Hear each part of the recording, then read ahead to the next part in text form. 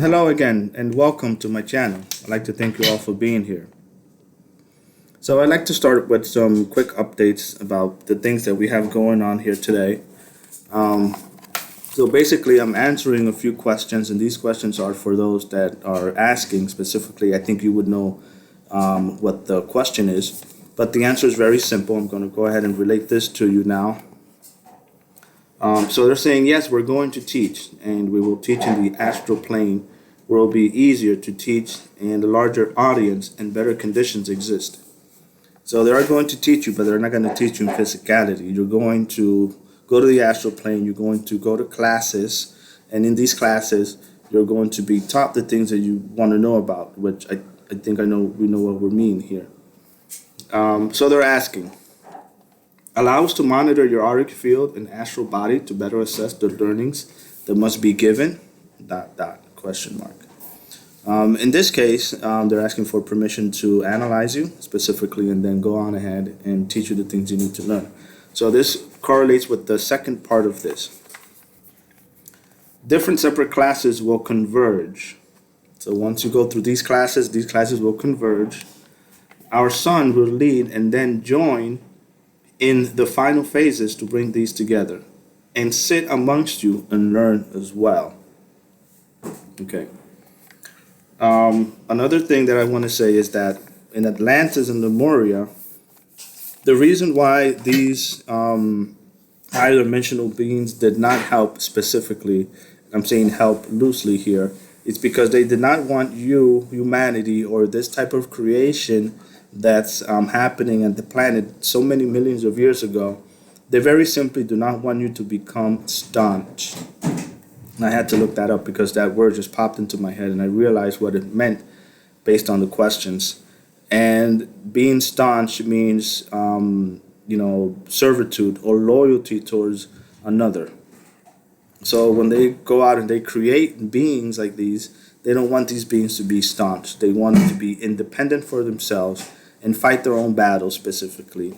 And they don't necessarily dip their finger in and assist in any single way unless it's pertinent that they have to for some reason or another. And those I know nothing about. I have no idea where that instance might come to pass. But let's hope it doesn't have to. Okay. Also, the missing ship with negative factions, it's underwater and it's around Sweden. Not to say you will find it, it's cloaked. Near or below an island west of a peninsula. So I believe this is an island the southwest of Sweden, and there's a sunken ship down there that is where they are. Now, if they choose to pop out, then of course they're going to get them. But most of the probability is that they'll just rot and die down there. So just if you want to monitor that area for any given reason, so be it. But they're not going to come up, and believe me, you just let them sit there. Okay, so this goes to another sort of question and answer here that we've had. So I did have a conversation with a feline being, and the feline being just started speaking to me, and I recall that this is the being that was sitting on that. This is the being that was sitting on or laying flat on the med bed, the machine where she was getting some sort of treatment, while her beloved was just standing around waiting for her to come around, so to speak. So, so I spoke to her, and because time is irrelevant, it felt to me like it was about half an hour conversation, and a very interesting one because it was here, my forehead, okay? And it wasn't very narrow like it is when you're in physicality and you're communicating with someone physically, so to speak. You know, it's a very narrow band of energy that you feel. This was actually it was a very wide band. And the only way I can explain it was, a cup of water compared to a fishbowl, right? A rectangular large fishbowl where there's more space to navigate. This is as best as I can describe it. Um, She says that is proof, and she was giving me proof that she dipped into her body and talked for a few seconds and then just went right out. So she came in, she said a few sentences, maybe she just said a few words or so. I think she said hello or hi. You know, it was very high frequency, but that did happen. And then she just immediately left. And I remember when that happened back in time, and oh, okay, I think I know what you mean. And while she was around, stood in my consciousness and said that I'm still here. So this is me scribbling as I'm remembering because I had to go home that night and put these things down as quickly as I could. But basically, she was just in my consciousness in a way that wasn't going away. And while I was out and about last night, I just kept having this recurring conversation where it wasn't that, it was just like hello or hi or do this or that, and then they'll just go. Like sometimes you have these channelings or you have this communication, and that's how these happen. And then they're just gone. Also, we had a light worker that was invited in this so that this person knows that this actually took in this conversation in fact took place. So there's someone out there that's going to say, oh, I remember speaking to this person and that person, and I know who they are, and they answered my question about exactly when things are going to start. And that was just some proof necessary that, you know, just for myself, so I know that someone else knows about this, but not you know. It'll be a light worker, a third party person that was there specifically for a brief moment of time. Now, I remember asking myself during the evening, because I got tired of listening to this very specific chakra healing energy at one point, because I'm now focused on that personally.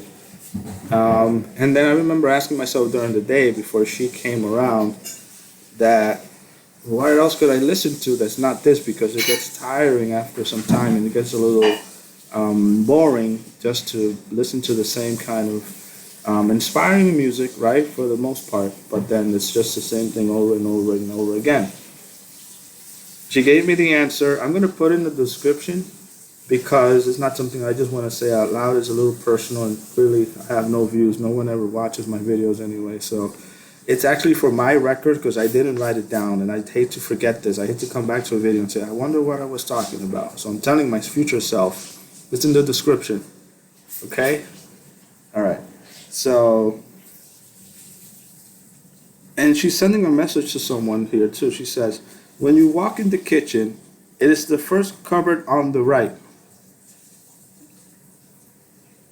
To detox your body, and then she says, see what a little foot detox can do? So you walk in the kitchen and the first cupboard on your right, you walk in the kitchen, the first cupboard that's on your right side, you open that, and then on that right wall of that cupboard, then there's something, I think I should be more like this. On that right wall for the cupboard is where you'll find the, see what I mean? Is where you find the detox tools that you need. I don't know where that comes from. Oh, there was a negative entity that wanted to interfere in a conversation, and then she just kind of she pushed them right out too.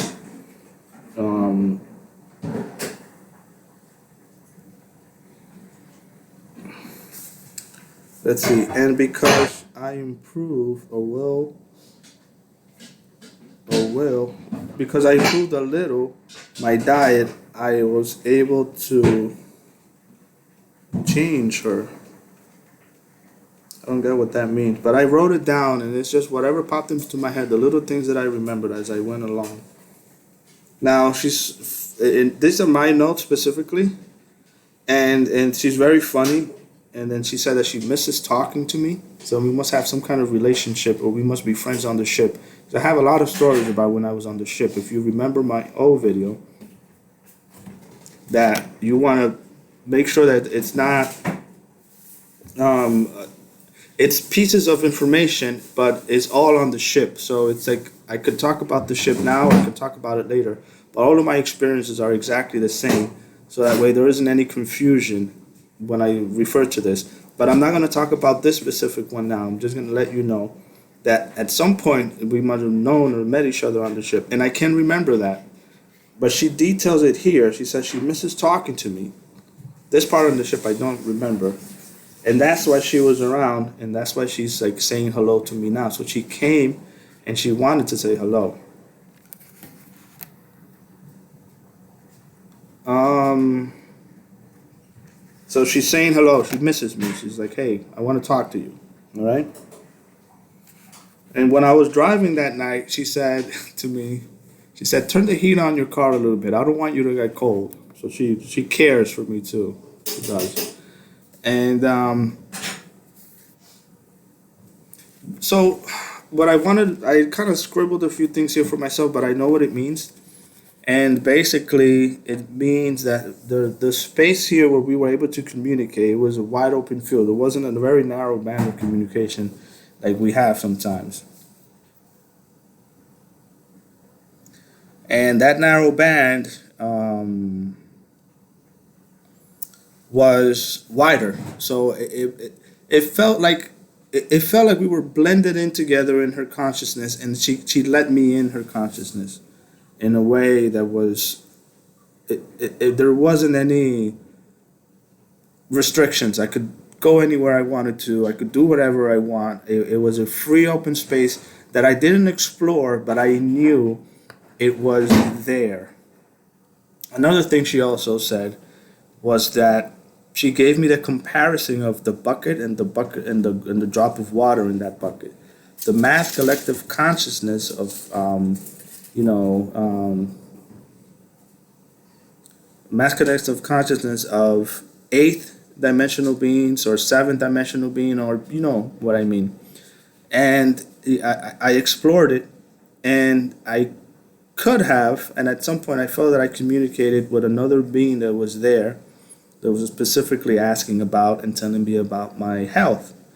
And it was just very interesting to have that experience, and I wanted to put it down on paper because it was very unique, and I put things out as quickly as I can, when I have the time to. So I leave you with this message. I think the most important part was the beginning. This second part was a little more personal. I'm going to remind myself to leave that information on the description for my so I can remember for myself. It's for my records because I don't want to say anything like that on the video. But this is just a few songs that I used to listen to for myself, a few bands that I used to just play, that she said, well, if you're tired of doing your chakra healing, whatever, go ahead and listen to these songs because these are the songs that I like. This is the theme that I like when I think of you, or when you want to do something that's not negative, if you don't want to disconnect from reality in a certain way, well, listen to these kinds of songs that you've used to listen before. And I did. I put them on, and I felt her energy and I felt her presence there too. So this is something I can always go back to. In any case, I'd like to leave you with this video, sort of, informative and personal at the same time. And I hope you have a good rest of your Sunday, Sunday afternoon. And have a good one, guys. Take care.